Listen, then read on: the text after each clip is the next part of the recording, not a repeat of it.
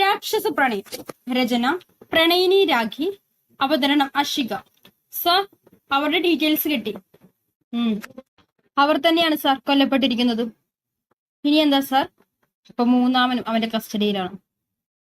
അതെ sir. Sir, സാറിനെ I G വിളിച്ചിട്ടുണ്ട്. ഒരു കോൺസ്റ്റബിൾ വന്ന് പറഞ്ഞു. സത്യൊന്നും മൂടി. അജേഷ്, ആ റിപ്പോർട്ടൊക്കെ എടുത്തോ? Yes sir.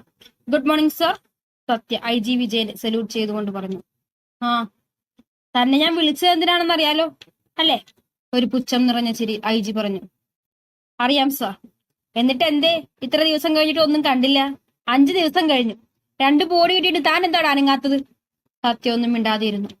താൻ വലിയ പുള്ളിയല്ലേ? ഏറ്റെടുത്തിട്ടുള്ള എല്ലാ കേസും ആഴ്ചക്കുള്ളിൽ തെളിയിക്കുന്ന മഹാൻ. എന്തേ ഈ കേസിൽ ഇതുവരെ തുമ്പൊന്നും കിട്ടിയില്ലേ? സത്യ തന്റെ കൈകൾ ചുരുട്ടിപ്പിടിച്ചുകൊണ്ട് ദേഷ്യം കൺട്രോൾ ചെയ്തു. തനിക്ക് പറ്റിയ പണിയല്ലേ ഇത്?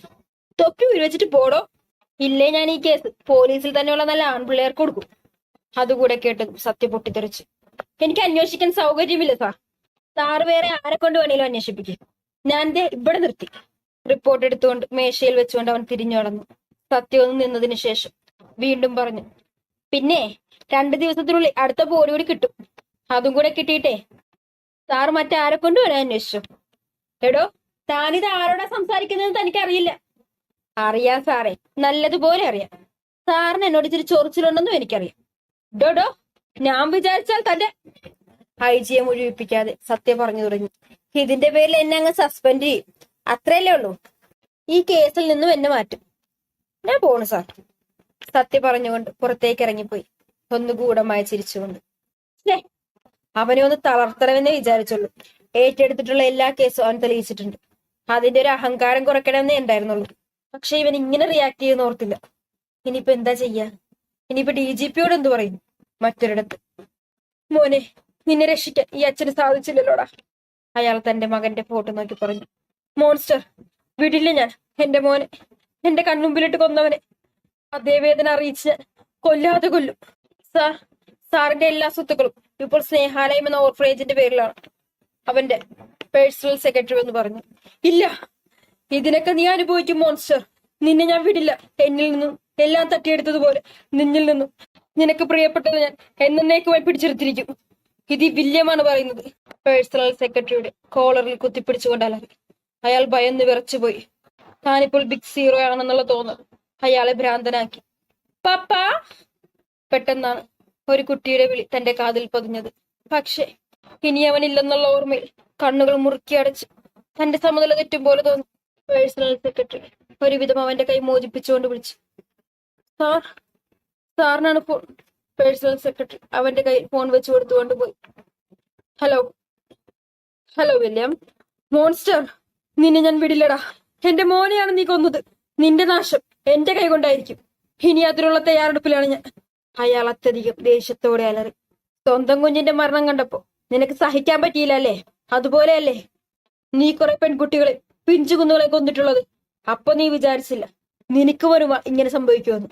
അവരുടെ മാതാപിതാക്കളുടെ കണ്ണുനീർ പോലും നീ കാണാതെ എത്ര പേരെ കൊന്നു വില്യം. അവർ നിന്നോട് കാല് പിടിച്ച് യാചിച്ചിട്ടുണ്ട്. എന്നിട്ട് അവരുടെ മുന്നിലിട്ടല്ലേ നീ ഒരു തെറ്റും ചെയ്യാത്ത ഓരോ കുഞ്ഞുങ്ങളെ. അന്നേ ഞാൻ നിന്നോട് പറഞ്ഞതാണ് നിനക്കും ഒരു ഇതുപോലെ അലറിക്കരയേണ്ടി വരുമെന്ന്. പിന്നെ നീ എനിക്കൊരു ഇരയല്ല. അതുകൊണ്ട് മാത്രമാ നിന്നെ ഞാൻ വെറുതെ വിട്ടത്. ഇല്ല മോൺസ്റ്റർ, നിനക്ക് ഏറ്റവും പ്രിയപ്പെട്ടത് ഞാൻ എന്റെ കാൽ ചോട്ടിലിട്ട് കൊല്ലാക്കൊല ചെയ്യും. നിന്റെ അപ്പൻ മരിച്ചുപോയ മത്തായി കുഴിയിൽ നിന്നും വീണ്ടും പുനർജനിക്കണം. അതുപോരാ, നല്ല നട്ടലുള്ള അച്ഛന് ജനിക്കണം. എന്നാ നീ ചെവിയിലും വിളിക്കോ. 6 മാസത്തിനുള്ളിൽ നിന്നെ എന്റെ കാൽച്ചുവട്ടിൽ കൊണ്ടുവന്ന് നിർത്തിയിരിക്കും ഞാൻ. വില്യം അലറി. I am waiting. അപ്പോഴേക്കും കോള് കട്ടായി. വിടില്ല. ക്രിഷപ്പ് മാൻഷൻ. മോനെ ഉണ്ണി, എന്താമ്മേ കണ്ണനെപ്പോഴാ വരിക? ചേട്ടന് ഇന്നെത്തോ അമ്മ? ഇതൊക്കെ ആരാന്നില്ലേ? ഇതാണ് ക്രിബം മാൻഷൻ, ഹൈദരാബാദിലെ മേഡക് എന്ന ഗ്രാമത്തിൽ പേരുകേട്ട തറവാട്. നരേന്ദ്ര ഷെട്ടി, ഭാര്യ ഊർമിളാദേവി. ഇവർക്ക് 2 മക്കൾ. അലോക് നരേന്ദ്ര ഷെട്ടി, ഭാര്യ കൃഷ്ണവേണി. ഇവർക്ക് 2 മക്കൾ. ദക്ഷിത് അലോക് കൃപ്, ധ്രുവിഷ് അലോക് കൃപ്, ആരുഷി. ഭർത്താവ് സഞ്ജയ് ഭട്ട്. മക്കൾ ആരോഹി സഞ്ജയ് ഭട്ട്, അഹാന സഞ്ജയ് ഭട്ട്. എല്ലാവരും ഓഫീസിൽ എത്തുമ്പോൾ കാണുന്നത് ഓരോരുത്തരും അങ്ങോട്ടും ഇങ്ങോട്ടും പരക്കം പായുന്നതാണ്. ഇതെന്താ ഇവിടെ? മറിയാമ്മ. ആവോ, ദേ കിരൺ സാറ് പോകുന്നുണ്ട്, നമുക്ക് നോക്കാം. സാർ, ആ എന്താ എല്ലാരും ഇങ്ങനെ ഓടുന്നേ? അപ്പൊ നിങ്ങളൊന്നും അറിഞ്ഞില്ലേ? ഇല്ല. നമ്മുടെ സിഇഒ വരുന്നുണ്ട്. ആണോ? എന്താ ഇത്ര പെട്ടെന്ന്?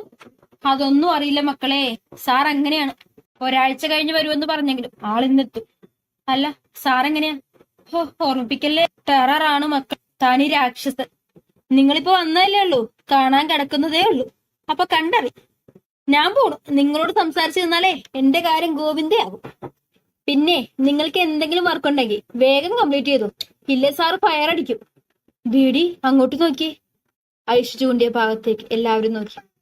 ഓ, വെറുതെ അല്ല കത്രീന മാഡം ഇന്നലെ ഉള്ളതിനേക്കാൾ കൂടുതൽ പെയിന്റ് മുഖത്ത് കമഴ്ത്തിയിരിക്കുന്നത്. ബേഡി കൃതിയും സെയിം പോലെ ഉണ്ടല്ലോ. ഇവളിതെങ്ങനെ അറിഞ്ഞു? ഇപ്പൊ രണ്ടിനെയും കണ്ട ഏഷ്യൻ പെയിന്റിന്റെ പരസ്യത്തെ പോലെ ഉണ്ട്. ഐഷു, വാ നമുക്ക് നമ്മുടെ വർക്കിലേക്ക് കടക്കാം. ആ കുട്ടിബോധം അതിനായിരിക്കും ഇനി നമ്മുടെ മേളിലേക്ക് ചാടുന്നത്. എല്ലാരും സീറ്റിലേക്ക് പോയിരുന്നു. അഹല്യ, ആ മാഡം, ഇന്ന് 3 ഫയലുണ്ട്, വേഗം വേണം, സാറിന് കൊടുക്കാനുള്ളതാ. Okay madam. എടി, ഇത് നിനക്ക് മനഃപൂർവ്വം ആ പുട്ടിഭൂതം പണി തന്നതാ. നീ ഒന്നും മിണ്ടാതിരുന്ന് ചെയ്തേഷു. കുറച്ച് മണിക്കൂർ കഴിഞ്ഞത്. എല്ലാവരും മീറ്റിംഗ് ഹാളിലേക്ക് വരൂ. കിരൺ സാർ എല്ലാവരോടുമായി പറഞ്ഞു. വാച്ചു, മനു, നിങ്ങൾ നടന്നു, എന്നിട്ട് സീറ്റ് പിടിച്ചു. ഞങ്ങൾ ഇതേ എത്തി. അച്ചുവും ഐഷു 3rd ഫ്ലോറിലെത്തി. നേരെ മീറ്റിംഗ് ഹാളിലേക്ക് ചെല്ലുന്നതും എല്ലാവരും എത്തിയിട്ടുണ്ട്. ഏറ്റവും ബാക്കിലായിട്ടാണ് അവർക്ക് സീറ്റ് കിട്ടിയത്. ബാക്കിയുള്ളവർ എത്തിയത് നേരെ അച്ചുവിന്റെയും ഐഷുവിന്റെ അടുത്തായിരുന്നു. എടി, നീ എന്തേ മുട്ടയിടാൻ നിൽക്കുന്ന കോഴിയെ പോലെ നോക്കുന്നേ? ഐഷു, അതെ, എനിക്കൊന്ന് വാഷ്റൂമിൽ പോണോടി. മറിയാമ്മ അപ്പോഴേക്കും ധ്രുവിഷ് സംസാരിച്ചു തുടങ്ങി. ഓക്കെ ഗൈസ്, എന്നെ എല്ലാവർക്കും മനസ്സിലായിട്ടുണ്ടാവും. എന്നാലും പറയാം, ഞാൻ ധ്രുവിഷ് അലോക്രിപ്റ്റ്, ഈ കമ്പനിയുടെ MD. Welcome to our CEO mister Dakshith Aloncrypt. അച്ചുവിന് ആ പേര് കേട്ടത് തന്റെ ഹൃദയം ഇപ്പൊ പൊട്ടിപ്പോകും പോലെ തോന്നി. പെട്ടെന്നാണ് അകത്തേക്ക് ഒരു 6 അടി ഉയരത്തിലുള്ള ഒരു വ്യക്തി കടന്നു വന്നത്. കാത്രിൻ വൈറ്റ് കളർ പൂക്കൾ കൊണ്ട് അലങ്കരിച്ച ബൊക്കെ കൊടുത്തു വെൽക്കം ചെയ്തു. നല്ല വെളുത്ത നിറം, ചെറുതായി താടിയും മീശയും ഉണ്ട്. 2 കാതും കുത്തി സിൽവർ റിംഗ് ഇട്ടിട്ടുണ്ട്. ബ്ലാക്ക് ബനിയനും ഡാർക്ക് ടാൻ കളർ ഓവർകോട്ടുമാണ് വേഷം. നല്ല ജിം ബോഡി, മുഖം തീർത്തും ഗൗരവത്തോടെയും എന്തൊക്കെയോ ഒളിഞ്ഞിരിക്കുന്ന ഒരു ശാന്തഭാവവുമാണ്. ആര് കണ്ടാലും ഒന്ന് പേടിക്കും. അത്രയും ദേഷ്യമോ ഗൗരവമോ ആയിട്ടുള്ള ഭാവം. കയ്യിലൊക്കെ ടാറ്റു ചെയ്തിട്ടുണ്ട്. കൂടാതെ കഴുത്തിലും ഇടത് കൈയിൽ ഒരു സിൽവർ റോളക്സ് വാച്ചും വലത് കൈയിൽ മോതിര വിരലിൽ ഒരു സിൽവർ സ്കൾട്ടന്റെ മോതിരവും. അവനെ കണ്ടതും പെൺകുട്ടികൾ മതിമറഞ്ഞു നോക്കിക്കൊണ്ടിരുന്നു. അവന്റെ ഗാംഭീര്യം നിറഞ്ഞ ശബ്ദമാണ് പെൺകുട്ടികളെ അവനിൽ നിന്നും നോട്ടം മാറ്റിച്ചത്. പഴയ സ്റ്റാഫിന് എന്നെ ശരിക്കറിയാം. പുതുതായി വന്നവർക്ക് വേണ്ടിയാണ് ഞാൻ പറയുന്നത്. വർക്കിന്റെ കാര്യത്തിൽ വളരെ സ്ട്രിക്റ്റ് ആണ്. അതുപോലെ എന്റെ കമ്പനിയിൽ കയറി മറ്റുള്ള കമ്പനികളെ സഹായിക്കാമെന്നാണെങ്കിൽ ഇപ്പൊ ഇവിടെ നിന്ന് ഇറങ്ങിക്കോണം. വിശ്വാസവഞ്ചന ഞാൻ വെച്ചു പൊറപ്പിക്കില്ല. അത് തെറ്റിച്ചാൽ എന്റെ ഡിക്ഷണറിയിൽ ഒരേ ഒരു ശിക്ഷയുള്ളൂ, മരണം. അപ്പൊ നോക്കിയും കണ്ടു എന്നോട് മുട്ടുക. അവൻ ചുറ്റുമൊന്ന് നോക്കിക്കൊണ്ട് പറഞ്ഞു. ഒരാളെ കണ്ടതും അവന്റെ ശ്രദ്ധ അവളിലേക്ക് തന്നെ ചുരുങ്ങി. അച്ചു ആ സമയത്താണ് അവനെ നോക്കിയത്. 2 പേരുടെയും കണ്ണുകൾ തമ്മിലുടഞ്ഞു. കൊടുന്നനെ അച്ചു വേഗം തന്നെ തലകുനിച്ചു പിടിച്ചു. എന്തോ അവനെ നോക്കാൻ സാധിക്കാത്ത പോലെ. അത് കണ്ട് അവന്റെ ഭാവം മാറിയത്. എല്ലാ സ്റ്റാഫുകളും ഒന്ന് ഭയന്നു. Well, the discussion is over, everyone go. എല്ലാവരും പിരിഞ്ഞു പോയതും ഇതേ സമയം അച്ചു വല്ലാതെ വിറയ്ക്കുകയാണ്. അതിന്റെ ഫലമായി നെറ്റിയിലും മേൽചുണ്ടിലും വിയർപ്പ് പൊടിഞ്ഞുകൊണ്ടിരിക്കുന്നു. അവൾ തന്റെ കൈ കൊണ്ട് തന്നെ അവ തുടച്ചു. എന്താ അച്ചു കൈയൊക്കെ വിറക്കുന്നത്? ഐഷു അച്ചുവിന്റെ വിറയ്ക്കുന്ന കൈ കണ്ട് ചോദിച്ചു. അറിയില്ലടി, അങ്ങേരുടെ പേര് കേട്ടപ്പോ തൊട്ടൊരു ഭയം, അതാ. നീ ഇങ്ങനെ ടെൻഷനാകാതെ. അഹല്യ രാമകൃഷ്ണൻ, വെയിറ്റ്. അച്ചു ഞെട്ടി. ഇപ്പൊ തന്നെ എന്തിനാണോ വിളിച്ച്? ഐഷു, നീ കൂടെ നിൽക്കും, ഞാൻ വേഗം വരാം. ഞാൻ പുറത്തുണ്ടാവും. ധ്രുവിഷ് വിളിച്ചതും വിറയ്ക്കുന്ന കൈകളോടെ അവന്റെ അടുത്തേക്ക് നടന്നു. സാർ, ആ എന്റെ ക്യാബിനിലേക്കൊന്ന് വന്നു, കുറച്ച് കാര്യങ്ങൾ പറയാനുണ്ട്. Okay sir.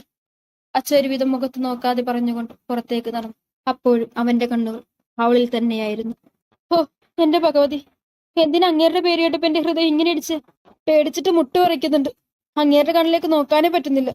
അച്ഛൻ നേരെ ധ്രുവിഷിന്റെ ക്യാബിനിലേക്ക് പോയി. ഡോറിന്റെ അവിടെ എത്തിയത് ഒരു ദീർഘനിശ്വാസം എടുത്തുകൊണ്ട് പെർമിഷൻ ചോദിച്ച് ഡോർ തുറന്നകത്തേക്ക് കയറി. ആ ഇരിക്കടോ. അവൾ തലയാട്ടിക്കൊണ്ട് അടുത്ത് കണ്ട ചെയറിലിരുന്നു. ഞാൻ പറഞ്ഞു വന്നത് വേറൊന്നുമല്ല, നാളെ മുതൽ ചേട്ടന്റെ PA ആയി ചാർജ് എടുത്തിരിക്കണം. അവൾ മനസ്സിലാകാതെ അവന്റെ മുഖത്തേക്ക് നോക്കി. ഓ, തന്നോട് പറയാൻ മറന്നു, എന്റെ ഏട്ടനാണ് ദീക്ഷിത് അലോക്രിപ്റ്റ്. പിന്നെ ചേട്ടന് ദേഷ്യം വരുന്ന സ്വഭാവമാണ്. തരുന്ന വർക്കല്ല അതാത് സമയത്ത് തന്നെ തീർക്കാൻ നോക്കണം. ഇതുവരെ ആരോട് സോഫ്റ്റ് ആയിട്ടൊന്നും സംസാരിച്ചിട്ടില്ല. യാതൊരു തരത്തിലുള്ള മിസ്റ്റേക്കും തന്റെ ഭാഗത്തുനിന്ന് ഉണ്ടാകാതെ നോക്കണം. ചേട്ടന് ദേഷ്യം വന്നു എന്താ സംഭവിക്കുന്നതെന്നൊന്നും പറയാൻ പറ്റില്ല. ഇത്രയും കേട്ടത് പെണ്ണിന്റെ കൈയും കാലും വിറയ്ക്കാൻ തുടങ്ങി. അവളെല്ലാം ഒരു വിധത്തിൽ തലകുലുക്കി കേട്ടു.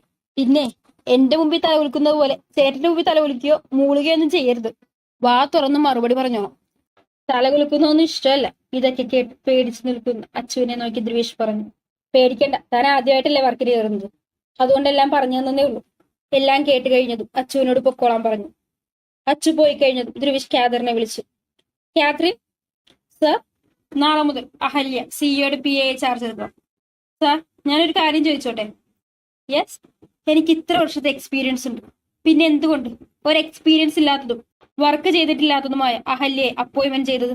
സി കാതറിൻ, ഇതെല്ലാം സിഇഒയുടെ തീരുമാനമാണ്, അതിൽ ഞാൻ ഇടപെടില്ല. തനിക്ക് നേരിട്ട് സിഇഒയെ കണ്ട് സംസാരിക്കാം. Okay sir, thank you. ഒരിക്കലുമില്ല അഹല്യ, ഞാനിവിടെ വർക്ക് ചെയ്യാൻ തുടങ്ങിയിട്ട് 5 വർഷമായിരിക്കുന്നു. ഇതുവരെ അദ്ദേഹം എന്റെ മുഖത്ത് പോലും നോക്കിയിട്ടില്ല. ഇത്ര എക്സ്പീരിയൻസ് ആയിട്ടുള്ള ഞാനിവിടെ ഉള്ളപ്പോ നിന്നെപ്പോലുള്ളവളെ ഞാനിവിടെ അദ്ദേഹത്തിന്റെ അടുത്ത് അടുപ്പിക്കില്ല.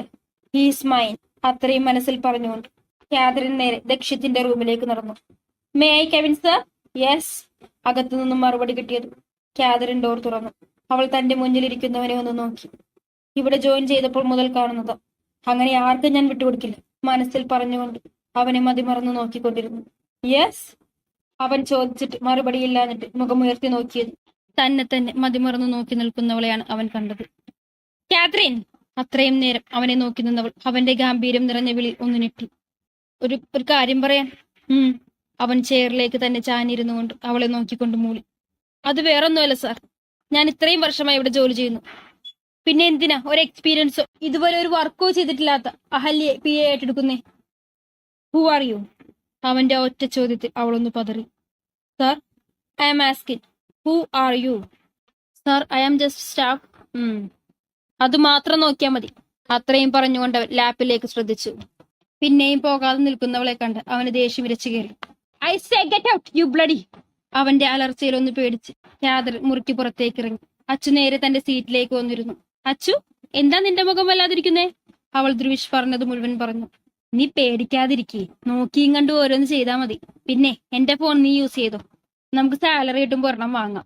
ഇന്ന് പോണ വഴിക്ക് ഒരു സിം കൊടുക്കാം, ആ നമ്പർ കൊടുത്താൽ മതി സാറിന്. അതാകുമ്പോ ഫോൺ മേടിച്ചിട്ട് അതിലേക്ക് ഇട്ടാൽ മതിയല്ലോ. അച്ചു ഒന്ന് മൂളിക്കൊണ്ട് തന്റെ വർക്കിലേക്ക് തിരിഞ്ഞു. സർ? യെസ് സജേഷ്. അടുത്ത ബോഡി കിട്ടിയോ? അതെ സർ, പക്ഷെ കൂടെ 2 തലയും ഒരു കുറിപ്പുമുണ്ട്. എന്നാ വാ പോകാം. സത്യ ബോഡി കിടന്ന സ്ഥലത്തെത്തിയതും എല്ലാം ഒന്നുകൂടി നിരീക്ഷിച്ചു. Harshan, any evidence? നോ സത്യ, പോസ്റ്റ്മോർട്ടത്തിന് അയച്ചേക്കൂ. 3 പേരും കൂടി ഓഫീസിലിരിക്കുകയാണ്. എന്തായി ഹർഷ? എല്ലാം ആദ്യത്തെ പോലെ തന്നെ, ആ 2 ബോഡി കിട്ടിയതുപോലെ തന്നെ, യാതൊരു വ്യത്യാസവുമില്ല. പിന്നെ ഉള്ളതൊരു ലെറ്റർ, അതൊരു തലയിലാണ് ആണി കൊണ്ട് അടിച്ചു വെച്ചിരിക്കുകയാണ്. അതും അയാൾ ജീവനോടെ ഇരിക്കുമ്പോൾ തന്നെ. ലെറ്റർ ലാറ്റിൻ ഭാഷയിലാണ്. അജേഷ് സത്യയുടെ വിളി മനസ്സിലാക്കി ലെറ്റർ കൊടുത്തോണ്ട്. Justice for Diya and Smriti by monster. നമ്മൾ ഇനി ഈ കേസ് നോക്കുന്നില്ല അജേഷ്. സാർ, സാർ എന്താ ഇങ്ങനെ പറയുന്നേ? തനിക്ക് ഈ മോൺസ്റ്ററിനെ അറിയോ? നോ സാർ, കേട്ടിട്ടുണ്ട്. He is very dangerous man. Sir? അതേടോ, ഈ മോൺസ്റ്ററിനെ ഇതുവരെ ആരും കണ്ടിട്ടില്ല, കണ്ടവരാരും ജീവിച്ചിരിപ്പില്ല. ആ ഒരു വ്യക്തിയെയാണ് നമ്മൾ കണ്ടുപിടിക്കാൻ പോകുന്നത്. പിന്നെ ആകെ അറിയാവുന്നത് അദ്ദേഹത്തിന് ബ്ലൂ ഐസ് ആണെന്നാണ്. ഒരാൾ പോലും കാണാത്ത ആ വ്യക്തിയെ എന്തിന്റെ അടിസ്ഥാനത്തിലാണ് നമ്മൾ കണ്ടുപിടിക്കേണ്ടത്? ഈ കേസ് ഇവിടം കൊണ്ട് തന്നെ ക്ലോസ് ചെയ്യുവാണ്. മരിച്ചവന്മാരായ ഇരയായ പെൺകുട്ടികൾക്ക് മോൺസ്റ്റർ വഴി നീതി ലഭിച്ചു. അങ്ങനെ വിശ്വസിക്കാനാണ് എനിക്കിഷ്ടം. ഞാൻ DGP ഒന്ന് വിളിച്ച് സംസാരിക്കട്ടെ? സർ, ഇന്ന് 4 മണിക്ക് പ്രസ് മീറ്റിംഗ് വെച്ചിട്ടുണ്ട്. ഓക്കെ. റിച്ചാർഡ് എന്നൊഴിച്ച് പൂളിൽ കിടക്കുന്ന അലക്സിനെ വിളിച്ചു. അലക്സ്! എന്താ വിളിച്ചി? നീ ഇവിടെ നീന്തി കളിച്ച് നടന്നോ? കാര്യം പറ റിച്ചി. ഒരു സ്വീപ്പ് മദ്യം കുടിച്ചുകൊണ്ട് അവൻ ചോദിച്ചു. നമ്മൾ ജാമ്യത്തിലിറക്കിയ 3 പേരെ ആ പന്നമോൻ കൊന്നു. വാട്ട്? അതെ, ആ പന്ന മോൺസ്റ്റർ. ഇന്നത്തെ ന്യൂസിലുണ്ട്. കേസ് അന്വേഷിക്കുന്ന സത്യദേവ IPS ഇപ്പൊ പ്രസ് മീറ്റിംഗിലൂടെ എല്ലാം വിവരിക്കുന്നുണ്ട്.